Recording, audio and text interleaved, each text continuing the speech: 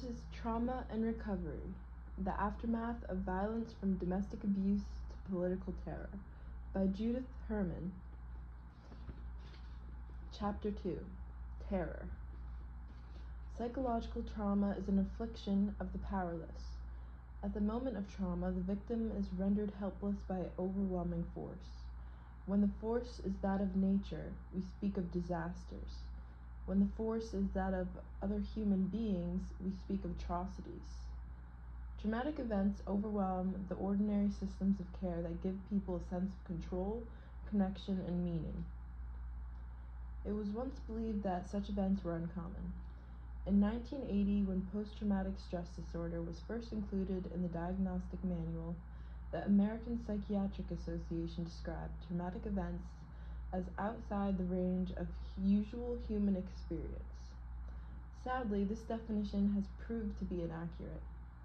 Rape, battery, and other forms of sexual and domestic violence are so common a part of women's lives that they can be hardly described as outside the range of ordinary experience. And in view of the number of people killed in war over the past century, military trauma, too, must be considered a common part of human experience. Only the fortunate find it unusual. Traumatic events are extraordinary, not because they occur rarely, but rather because they overwhelm the ordinary human adaptations to life. Unlike commonplace misfortunes, traumatic events generally involve threats to life or bodily integrity, or a close personal encounter with violence and death. They confront human beings with the extremities of helplessness and terror, and evoke the responses of catastrophe. According to the Comprehensive Textbook of Psychiatry, the common denominator of psychological trauma is a feeling of intense fear, helplessness, loss of control, and threat of annihilation. The severity of traumatic events cannot be measured on any single dimension. Simplistic efforts to quantify trauma ultimately lead to meaningless comparisons of horror. Nevertheless, certain identifiable experiences increase the likelihood of harm. These include being taken by surprise, trapped, or exposed to the point of exhaustion. The likelihood of harm is also increased when the traumatic events include physical violation or injury, exposure to extreme violence, or witnessing grotesque death. In each instance, the salient characteristic of the traumatic event is its power to inspire helplessness and terror. The ordinary human response to terror is a complex, integrated system of reactions, encompassing both body and mind. Threat initially arouses the sympathetic nervous system, causing the person in danger to feel adrenaline rush and go into a state of alert. Threat also concentrates the person's attention on the immediate situation. In addition, threat may alter ordinary perceptions. People in danger are often able to disregard hunger, fatigue, or pain. Finally, threat evokes intense feelings of fear and anger. These changes in arousal, attention, perception, and emotion are normal adaptive reactions. They mobilize the threatened person for strenuous action, either in battle or in flight. Traumatic reactions occur when action is of no avail. When neither resistance nor escape is possible, the human systems of self-defense becomes overwhelmed and disorganized. Each component of the ordinary response to danger, having lost its utility, tends to persist in an altered and exaggerated state long after the actual danger is over. Traumatic events produce profound and lasting changes in physiological arousal, emotion, cognition, and memory. Moreover, traumatic events may sever these normally integrated functions from one another. The traumatized person may experience intense emotion, but without clear memory of the event, or may remember everything in detail, but without emotion.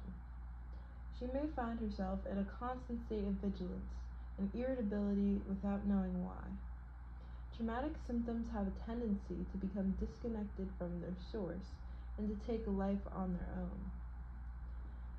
This kind of fragmentation, whereby trauma tears apart a complex system of self-protection that normally functions in an integrated fashion, is central to the historic observations on post-traumatic stress disorder. A century ago, Janae pinpointed the essential pathology in hysteria as disassociation. People with hysteria had lost the capacity to integrate the memory of overwhelming life events. With careful investigative techniques, including hypnosis, Janae demonstrated that the traumatic memory were preserved in an abnormal state, set apart from ordinary consciousness. He believed that the severing of the normal connections in memory, knowledge, and emotion resulted from intense emotional reactions to traumatic events. He wrote of the dissolving effects of intense emotions, which incapacitated the synthesizing function of the mind. 50 years later, Abram Gardiner described the essential pathology of the compact neurosis in similar terms. When a person is overwhelmed by terror and helplessness, the whole apparatus for concerted, coordinated, and purposeful activity is smashed. The perceptions become inaccurate and pervaded with terror. The coordinative functions of judgment and discrimination fail. The sense organs may even cease to function. The aggressive impulses become disorganized and unrelated to the situation in hand. The functions of the autonomic nervous system may become dissociated with the rest of the organism. Traumatized people feel and act though their nervous system have been disconnected from the present. The poet Robert Graves recounts how civilian life he continued to react as though he were back in the trenches of the First World War. I was still mentally and nervously organized for war. Shells used to come bursting on my bed at midnight, even though Nancy shared it with me. Strangers in the daytime would assume the faces of friends who had been killed. When strong enough to climb the hill behind Harlech and visit my favorite country, I could not help seeing it as a prospective battlefield. The many symptoms of post-traumatic stress disorder fall into three main categories. These are called hyperarousal, intrusion, and constriction. Hyperarousal reflects the persistent expectation of danger. Intrusion reflects the undeniable imprint of the traumatic moment. Constriction reflects the numbing responses of surrender. Hyperarousal. After a traumatic experience, the human system of self-preservation seems to go in permanent alert, as if the danger might return at any moment. Physiological arousal continues unabated.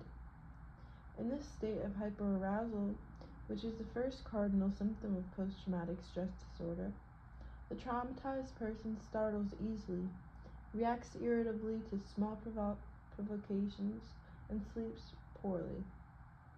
Gardiner proposed that the nucleus of the traumatic neurosis is physioneurosis. He believed that many of the symptoms observed in combat veterans of the First World War, startle reactions, hyperalertness, vigilance for the return of danger, nightmares, and psychosomatic complaints, could be understood as resulting from chronic arousal of the autonomic nervous system. He also interpreted the irritability and explosivity of aggressive behavior of traumatized men as disorganized fragments of a shattered fight or flight response to overwhelming danger. Similarly, Roy Grinkler and John Spiegel observed that traumatized soldiers of the Second World War seemed to suffer from chronic stimulation of the sympathetic nervous system. The emergency physiological reactions of anxiety and physiological preparedness have overlapped and become not episodic, but almost continuous. Eventually, the soldier is removed from the environment of stress, and after a time, his subjective anxiety recedes. But this physiological phenomenon persists and are now maladaptive to a life of safety and security. After the Vietnam War, researchers were able to confirm these hypotheses, documenting alterations in the physiology of the sympathetic nervous system in traumatized men. The psychiatrist Lawrence Kolb, for example, played tapes of combat sounds to Vietnam veterans. The men with post-traumatic stress disorder showed increased heart rate and blood pressure when the tapes were played. Many became so distraught that they asked to discontinue the experiment. Veterans without the disorder and those who had not experienced combat were able to listen to the combat tapes without emotional distress and without significant physiological responses. A wide array of similar studies has now shown that the psychophysiological changes of post-traumatic stress disorder are both extensive and enduring. Patients suffer from a combination of generalized anxiety symptoms and specific fears. They do not have a normal baseline level of alert, but relaxed attention. Instead, they have an elevated baseline of arousal. Their bodies are always on the alert for danger. They also have extreme startle responses to unexpected stimuli, as well as an intense reaction to specific stimuli associated with the traumatic event. It also appears that traumatized people cannot tune out repetitive stimuli that other people would find merely annoying. Rather, they respond to each repetition as though it were a new and dangerous surprise. An increase in arousal persists during sleep as well as in a waking state, resulting in numerous types of sleep disturbance. People with post-traumatic stress disorder take longer to fall asleep, are more sensitive to noise, and awaken more frequently during the night than ordinary people. Thus, traumatic events appear to recondition the human nervous system. Intrusion. Long after the danger is past, traumatized people relive the event as though it were continually recurring in the present. They cannot resume the normal course of their lives, for the trauma repeatedly interrupts. It is as if time stops at the moment of trauma.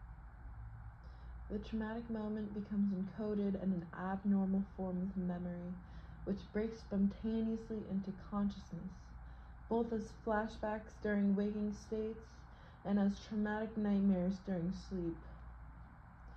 Small, seemingly insignificant reminders can also evoke these memories, which often return with all vividness and emotional force of the original event. Thus, even normally safe environments may come to feel dangerous, for the survivor can never be assured that she will not encounter some reminder of the trauma. Trauma arrests the course of normal development by its repetitive intrusion into the survivor's life. Judith describes his hysterical patients as dominated by an idea fixe. Freud, struggling to come to grips with the massive evidence of combat neurosis after the First World War, remarked, "The patient is, one might say, fixated on the trauma." This astonishes us far too little. Gardner described fixation on the trauma as one of the essential features of combat neurosis. Noting that traumatic nightmares can recur unmodified for years on end, he described the pervasive dream as one of the most characteristic and at the same time one of the most enigmatic phenomena we encounter in the disease. Traumatic memories have a number of unusual qualities. They are not encoded like the ordinary memories of adults in a verbal linear narrative that is assimilated into an ongoing life story. Janae explained the difference. Normal memory, like all psychological phenomena, is an action. Essentially, it is the action of telling a story. A situation has not been satisfactorily liquidated until we have achieved not merely an outward reaction through our movements, but also an inward reaction through the words we address to ourselves, through the organization of the recital of the event to others and to ourselves, and through the putting of this recital in its place as one of the chapters in our personal history.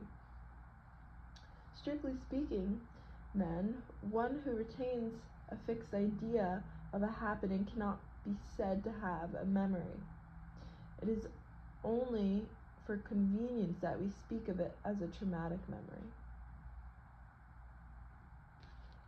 The frozen and wordless quality of traumatic memories is captured in Doris Lessing's portrait of her father, a First World War combat veteran who considered himself fortunate to have lost only a leg, while the rest of his company lost their lives in the trenches of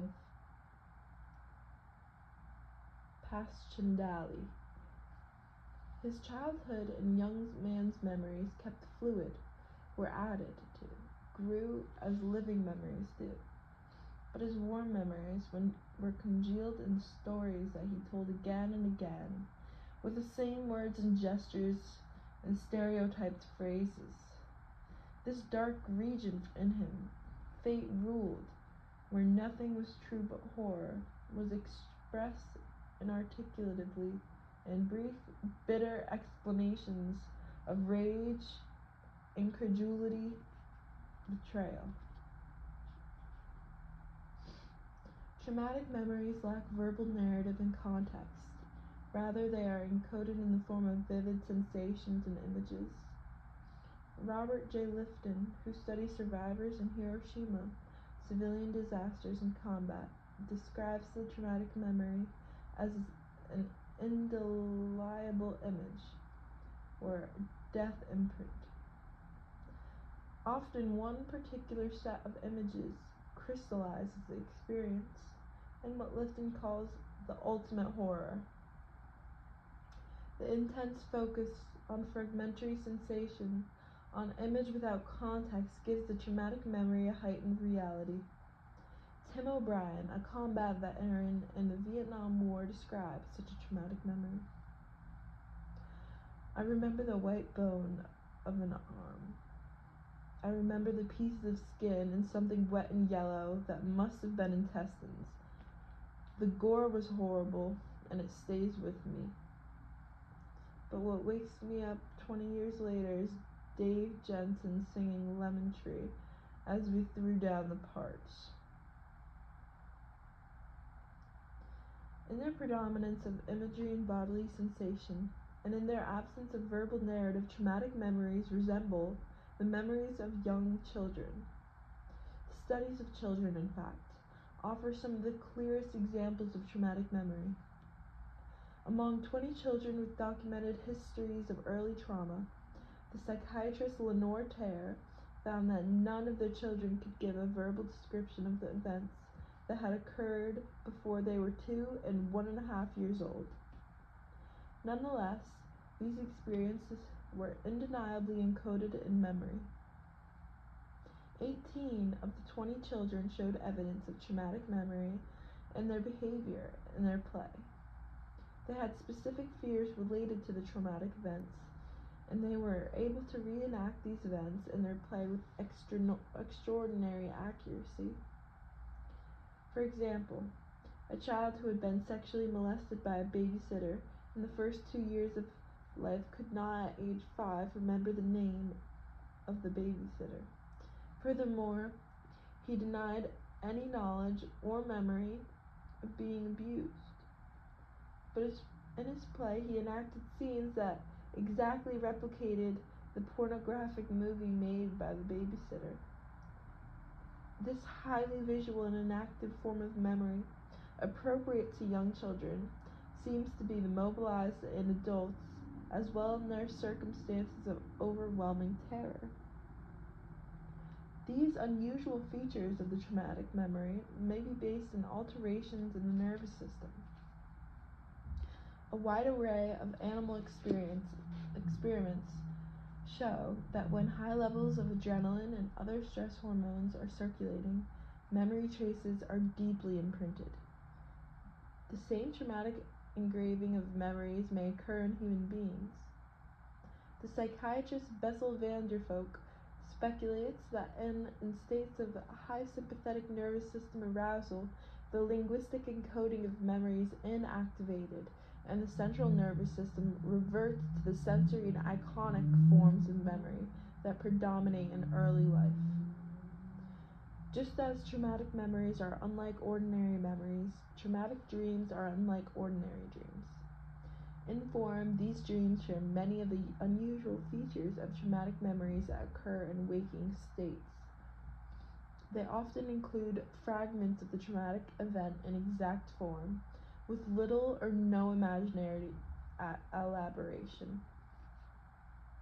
Identical dreams often occur repeatedly.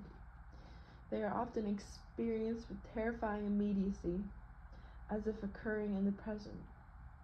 Small, seemingly insignificant environmental stimuli occurring during those dreams can be perceived as signals of a hostile attack, arousing violent reactions. And traumatic nightmares can occur in stages of sleep in which people do not ordinarily dream. Thus, in sleep as well as in waking life, traumatic memories appear to be based in an altered neurophysiological organization. Traumatized people relive the moment of trauma not only in their thoughts and dreams, but also in their actions. The reenactment of traumatic scenes is most apparent in the repetitive play of children. Terror differentiates between normal play and the forbidden games of children who have been traumatized. The everyday play of childhood is free and easy. It is bubbly and light-spirited, whereas the play that follows from trauma is grim and monotonous.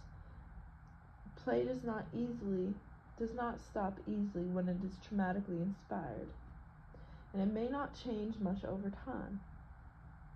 As opposed to ordinary children's play, post-traumatic play is obsessively repeated.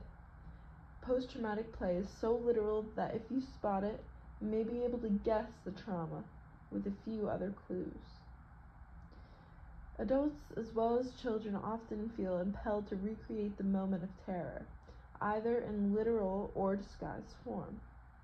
Sometimes people reenact a traumatic moment with a fantasy of changing the outcome of the dangerous encounter.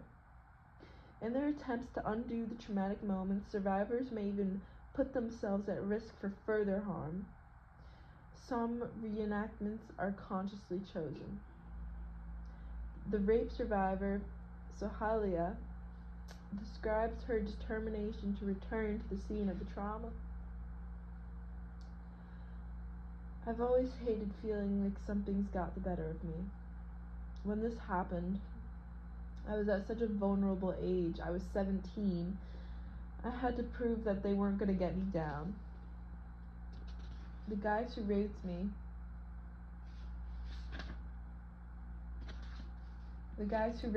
told me, if we ever find you out here alone again, we're going to get you. And I believed them.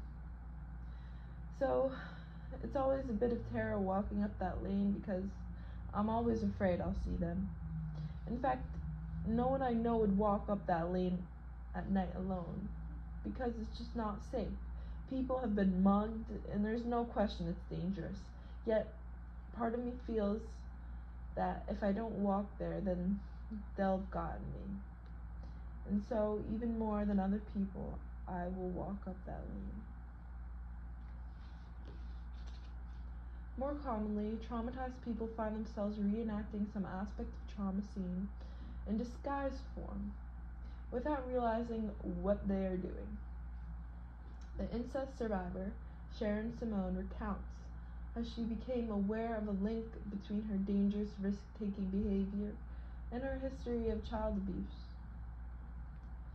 For a couple of months, I had been playing chicken on the highway with men, and finally I was involved in an auto incident. A male truck driver was trying to cut me off, and I said to myself in the crudest of language, "There's no fucking way you're going to push your penis into my lane." Like, right out of the blue, boom, like that. That was really strange. I had not really been dealing with any of the incest issues. I knew vaguely that there was something there, and I knew I had to deal with it, and I didn't want to. I just had a lot of anger at men, so I let this man smash into me, and it was a humongous scene. I was really out of control when I got out of the car, just raging at this man. I didn't tell my therapist about it for about 6 weeks. I just filed it away. When I told, I got confronted. It's very dangerous, so I made a contract that I would deal with my issues with men. Not all reenactments are dangerous. Some, in fact, are adaptive. Survivors may find a way to integrate reliving experiences into their lives in a contained, even socially useful manner. The combat veteran Ken Smith describes how he managed to recreate some of the aspects of his war experience in civilian life. "I was in Vietnam 8 months, 11 days, 12 hours, and 45 minutes. These things you remember. I remember exactly. I returned home a much different person from when I left. I went to work as a paramedic, and I found a considerable amount of self-satisfaction out of doing that work. It was almost like a continuance of what I had been doing in Vietnam, but on a much lower capacity. There was no gunshot trauma. There was no burn trauma. I wasn't seeing sucking chest wounds or amputations or shrapnel. I was seeing a lot of medical emergencies, a lot of diabetic emergencies, a lot of elderly people. Once in a while, there would be an auto accident, which would be the juice. I would turn on the sirens and know I'm going to something, and the adrenaline rush that would run through my body would fuel me for the next 100 calls. There is something uncanny about reenactments. Even when they are consciously chosen, they have a feeling of involuntariness. Even when they are not dangerous, they have a driven, tenacious quality. Freud named this recurrent intrusion of traumatic experience the repetition compulsion. He first conceptualized it as an attempt to master the traumatic event, but this explanation did not satisfy him. It somehow failed to capture what he called a demonic quality of reenactment. Because the repetition compulsion seemed to defy any conscious intent and to resist change so adamantly, Freud despaired of finding any adaptive, life-affirming explanation for it. Rather, he was driven to invoke the concept of the death instinct. Most theorists have rejected the Manichaean explanation, concurring with Freud's initial formulation. They speculate that the repetitive reliving of the traumatic experience must be a representative of the spontaneous, unsuccessful attempt at healing. Judith spoke of the person's need to assimilate and liquidate traumatic experience, which, when accomplished, produces a feeling of triumph. In his use of language, Judith implicitly recognized that helplessness constitutes the essential insult trauma, and that restitution requires the restoration of a sense of power. The traumatized person, he believed, remains confronted by a difficult situation, one in which he has not been able to play a satisfactory part, one to which his adaptation has been imperfect, so that he continues to make efforts at adaptation. More recent theorists also conceptualize intrusion phenomena, including reenactments, as spontaneous attempts to integrate the traumatic event. The psychiatrist Marty Horowitz postulates a completion principle, which summarizes the human mind's intrinsic ability to process new information in order to bring up to date the inner schemata of the self and the world. Trauma, by definition, shatters these inner schemata. Horowitz suggests that unassimilated traumatic experiences are stored in a special kind of active memory, which has an intrinsic tendency to repeat the representation of context. The trauma is resolved only when the survivor develops a new mental schema for the understanding of what's happened. The psychoanalyst Paul Russell conceptualizes the emotional rather than the cognitive experience of the trauma as well as the driving force of repetition compulsion. What is reproduced is what the person needs to feel in order to repair the injury. He sees the repetition compulsion as an attempt to relive and master the overwhelming feelings of the traumatic moment. The predominant unresolved feeling might be of terror, helpless rage, or simply the undifferentiated adrenaline rush of mortal danger. Reliving a trauma may offer an opportunity for mastery, but most survivors do not consciously seek or welcome the opportunity. Rather, they dread and fear it. Reliving a traumatic experience, whether in the form of intrusive memories, dreams, or actions, carries with it the emotional intensity of the original event. The survivor is continually buffeted by terror and rage. These emotions are qualitatively different from the ordinary fear and anger. They are outside the range of ordinary emotional experience, and they overwhelm the ordinary capacity to bear feelings. Because reliving a traumatic experience provokes such intense emotional distress, traumatized people go to great lengths to avoid it. The effort to ward off intrusive symptoms, though self-protective intent, further aggravates such post-traumatic syndrome. For the attempt to avoid reliving that trauma too often results in a narrowing of consciousness, a withdrawal from engagement with others, and an impoverished life. Constriction. When a person is completely powerless, and in any form of resistance is futile, she may go into a state of surrender. The system of self-defense shuts down entirely.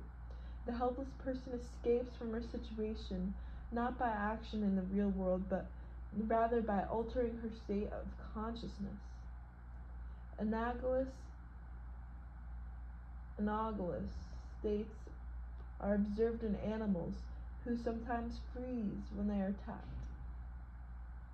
These are the responses of captured prey to a predator or of a defeated contestant in battle.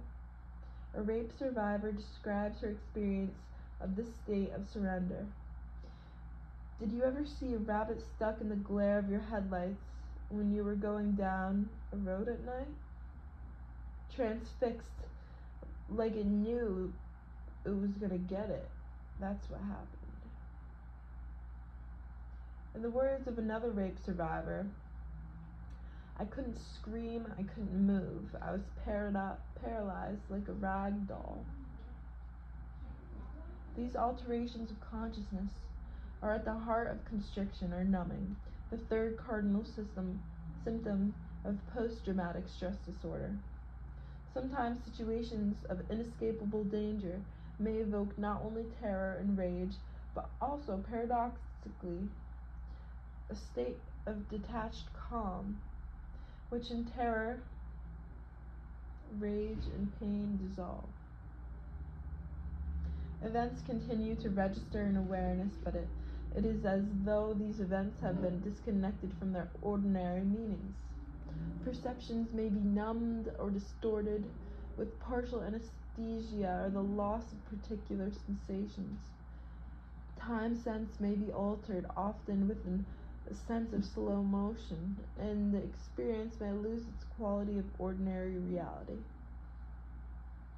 The person may feel as though the event is not happening to her, as though she is observing from outside of her body, or as though the whole experience is a bad dream from which she will shortly awaken. These perceptual changes combine with a feeling of indifference, emotional detachment, and profound passivity in which the person relinquishes all initiative and struggle. This altered state of consciousness might be regarded as one of nature's small mercies, a protection against unbearable pain. A rape survivor describes this detached state. I left my body at that point. I was over next to the bed watching this happen. I disassociated from the helplessness. I was standing next to me, and there was just this shell on the bed.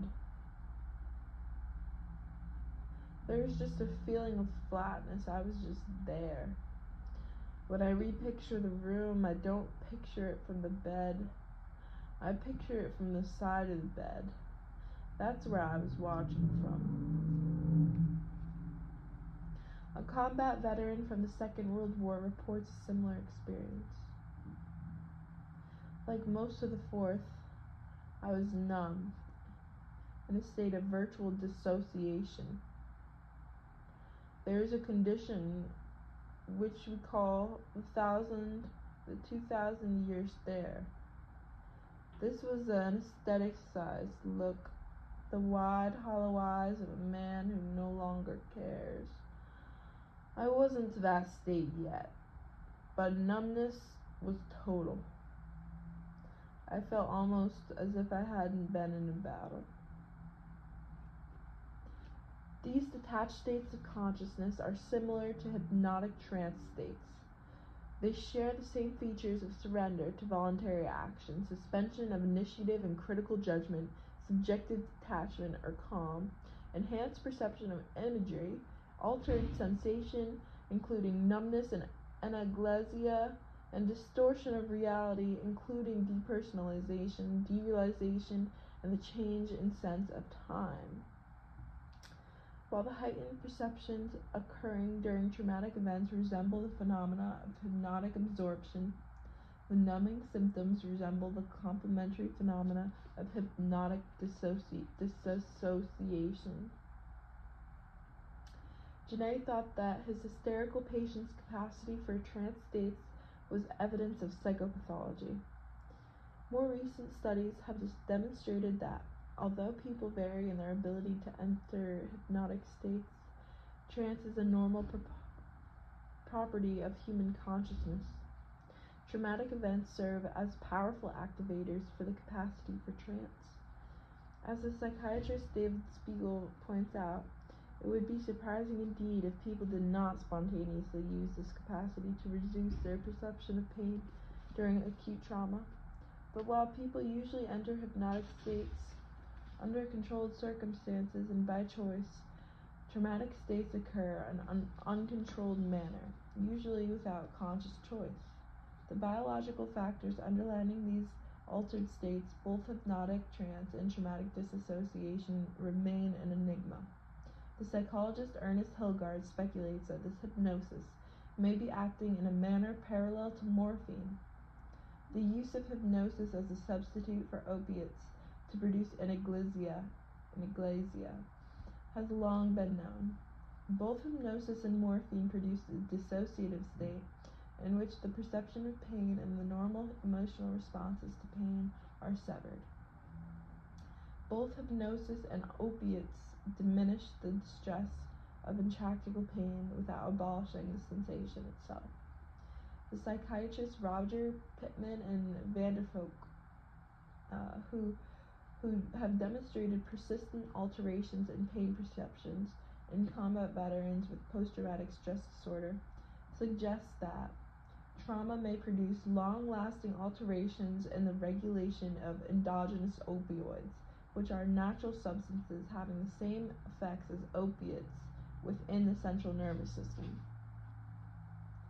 Traumatized people who cannot spontaneously dissociate may attempt to produce similar numbing effects by using alcohol or narcotics. Observing the behavior of soldiers in wartime, Grinker and Spiegel found that uncontrolled drinking increased proportionately to the combat group's losses. The soldiers' use of alcohol appeared to be an attempt to obliterate their growing sense of helplessness and terror. It seems clear that traumatized people run a high risk of compounding their difficulties by developing dependence on alcohol and other drugs. The psychologist Josefina Card, in a study of Vietnam-era veterans and their civilian peers, demonstrated that men who developed post-traumatic stress disorder were far more likely to have engaged in heavy consumption of narcotics and street drugs, and to have received treatment for problems within alcohol or drug abuse after their return from war. In another study of 100 combat veterans with severe post-traumatic stress disorder, Herbert Hendon and Anne Haas noted that 85% developed serious drug and alcohol problems after their return to civilian life. Only 7% had used alcohol heavily before they went into war. The men had used alcohol and narcotics to try to control their hyperarousal and intrusive symptoms, insomnia, nightmares, irritability, and rage outbursts. Their drug abuse, however, ultimately compounded their difficulties and further alienated them from others. The largest and most comprehensive investigation of all, the National Vietnam Veterans Readjustment Study, reported almost identical findings. 75% of men with the disorder developed problems with alcohol abuse or dependence. Although dissociative alterations in consciousness or even intoxications may be adaptive at the moment of total helplessness, they become maladaptive once the danger has passed. Because these altered states keep the traumatic experience walled off from ordinary consciousness, they prevent the integration necessary for healing. Unfortunately, the constrictive or dissociative states, like other symptoms of the post-traumatic syndrome, proved to be remarkably tenuous. Lifton likened psychic numbing, which he had found to be universal in survivors of disaster and war, into the paralysis of the mind. Constrictive symptoms, like intrusive symptoms, were first described in the domain of memory. Genet noted that post-traumatic amnesia was due to the constriction of the field of consciousness, which kept painful memories split off from ordinary awareness. When his hysterical patients were in a hypnotic trance state, they were able to replicate the dissociated events in exquisite detail. His patient Irene, for example, reported a dense amnesia for a 2-month time period surrounding her mother's death. In trance, she was able to reproduce all the harrowing events of those 2 months, including the death scene, as though they were occurring in the present. Gardner also recognized that a constrictive process kept traumatic memories out of normal consciousness, allowing only a fragment of memory to emerge as an intrusive symptom. He cited the case of a Navy veteran who complained of a persistent sensation of numbness, pain, and cold from the waist down. This patient denied any traumatic experiences during the war. On persistent questioning without formal use of hypnosis, he recalled the sinking of a ship and the many hours he had spent awaiting rescue in the icy water, but he denied having any emotional reaction to the event. However, as Gardner pressed on, the patient became agitated, angry, and frightened. The similarities between the symptoms of which he complained and being submerged into cold water from the waist down were pointed out to him. He admitted that when he closed his eyes and allowed himself to think of the present sensations, he had still imagined himself clinging to the raft, half submerged in the sea. He then said that while he was clinging to the raft, his sensations were extremely painful, and that he thought of nothing else during that time. He had also recounted the fact that several of the men had lost consciousness and drowned. To a large extent, the patient obviously owed his life to concentration of the painful sensations occasioned by the cold water. Hence, the system represented a reproduction of the original sensations of being submerged into the water.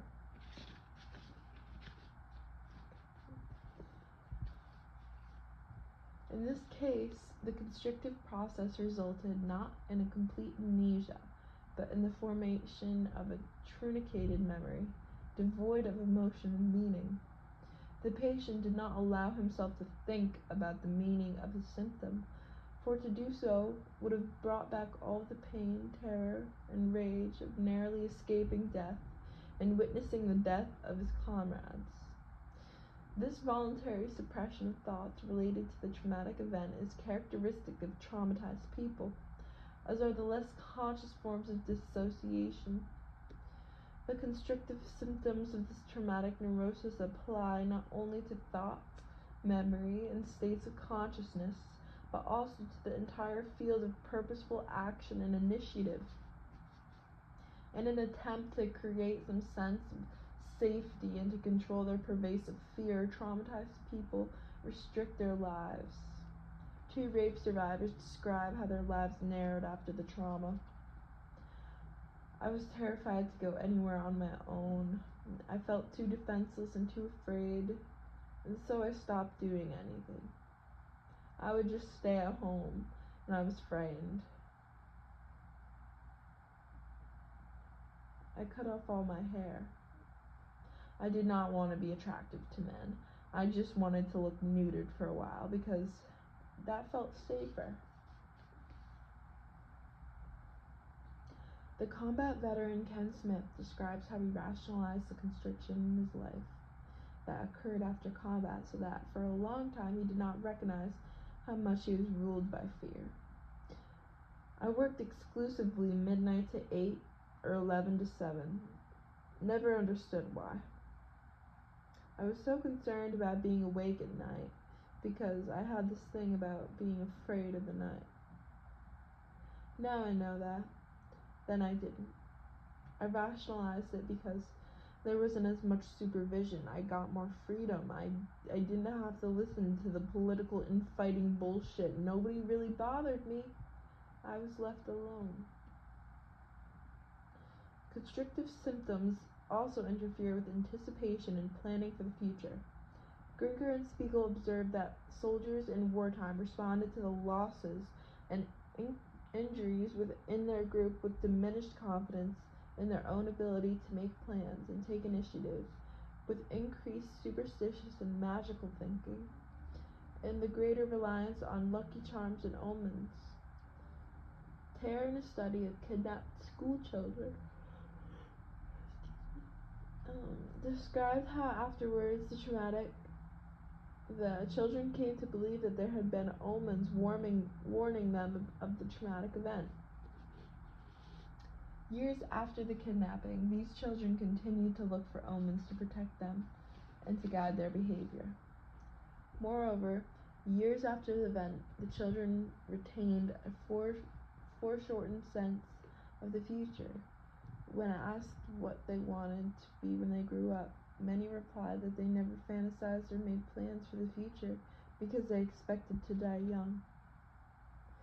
In avoiding any situations reminiscent of the past trauma, or any initiative that might involve future planning and risk, traumatized people deprive themselves of those new opportunities for successful coping that might mitigate the effects of traumatic experience. Thus, constrictivist symptoms, though they may represent an attempt to defend against overwhelming emotional states, exact a high price for whatever protection they afford. They narrow and deplete the quality of life and ultimately perpetuate the effects of the traumatic event. The dialectic of trauma. In the aftermath of an experience of overwhelming danger, the 2 contradictory responses of intrusion and constriction establish an oscillating rhythm. This dialectic of opposing psychological states is perhaps the most characteristic feature of post-traumatic syndromes.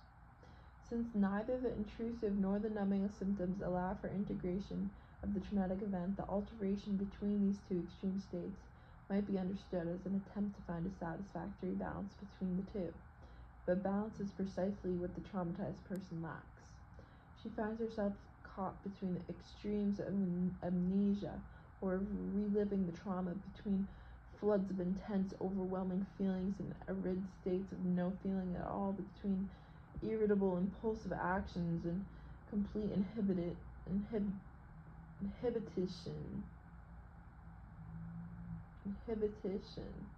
of action. The instability produced by these periodic alterations further exasperates the traumatized person's sense of unpredictability and helplessness. The dialectic of trauma is therefore potentially self-perpetuating. In the course of time, this dialectic undergoes a gradual evolution. Initially, intrusive reliving of traumatized events predominates, and the victim remains in a highly agitated state, on alert for new threats. Intrusive symptoms emerge most prominently in the first few days or weeks following the traumatic events, abate to some degree within 3 to 6 months, and then attenuate slowly over time. For example, in a large-scale community study of crime victims, rape survivors generally reported that their most severe intrusive symptoms diminished after 3 to 6 months. They were still fearful and anxious 1 year following the rape. Another study of rape survivors also found that the majority are still complaining of intrusive fears at the 1 year mark. When the different group of rape survivors were recontacted 2 to 3 years after they had first seen the hospital emergency room, the majority were still suffering from the symptoms attributable to rape. Trauma-specific fears, sexual problems, and restriction of daily life activities were symptoms of these survivors reported most commonly. The traumatic injury persists even over a longer period. For example, 4 to 6 years after the study of rape victims at the hospital emergency room, Anne Burgess and Linda Holmstrom recontacted the women. By that time, 3/4 of the women considered themselves to have recovered. In retrospect, about 1/3 thought it had taken them less than a year to recover, and 1/3 felt that it had taken more than a year. But one woman in 4 felt she'd still not recovered. A Dutch study of people who were taken hostage also documents the long-lasting effects of a single traumatic event. All of the hostages were symptomatic in the first month after being set free, and 75% were still symptomatic after 6 months to a year. The longer they were in captivity, the more symptomatic they were, and the slower they were to recover. On long-term follow-up, 6 to 9 years after the event, almost half the survivors still reported constrictive symptoms, and 1/3 still had intrusive symptoms. While general anxiety symptoms tended to diminish over time, psychosomatic symptoms actually got worse. While specific trauma-related symptoms seem to fade over time, they can be relived even years after the event by reminders of the original trauma. Gardner, for example, describes a combat veteran who suffered an attack of intrusive symptoms on the anniversary of a plane crash, which he had survived 8 years previously. In a more recent case, nightmares and other intrusive symptoms suddenly recurred in a Second World War combat veteran after a delay of 30 years. And as intrusive symptoms diminish, numbing or constrictive symptoms come to predominate. The traumatized person may no longer seem frightened and may resume the outward forms of their previous life. But the severing of events from their ordinary meanings and the distortion in the sense of reality persist. She may complain that she is just going through the motions of living, as if she were observing the events of daily life from a great distance. Only the repeated reliving of the moment of horror temporarily breaks through the sense of numbing and disconnection. The alienation and inner deadness of the traumatized person is captured in Virginia Woolf's classic portrait of the shell-shocked veteran. "Beautiful," his wife would murmur, nudging Septimus that he might see. But beauty was behind a pane of glass. Even taste had no relish to him. He put down a cup on his little marble table. He looked at the people outside. Happy they seemed, collecting in the middle of the street, shouting, laughing, squabbling over nothing. But he could not taste, he could not feel. In the tea shop, among the tables and the chattering waiters, appalling fear came over him. He cannot feel.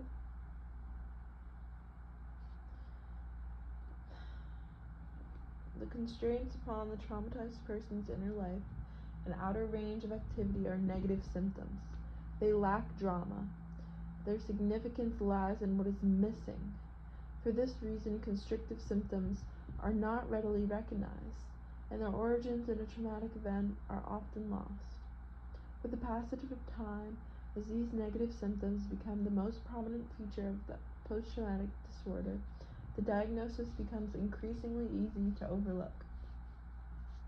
Because post-traumatic symptoms are so persistent and so wide-ranging, they may be mistaken for enduring characteristics of the victim's personality.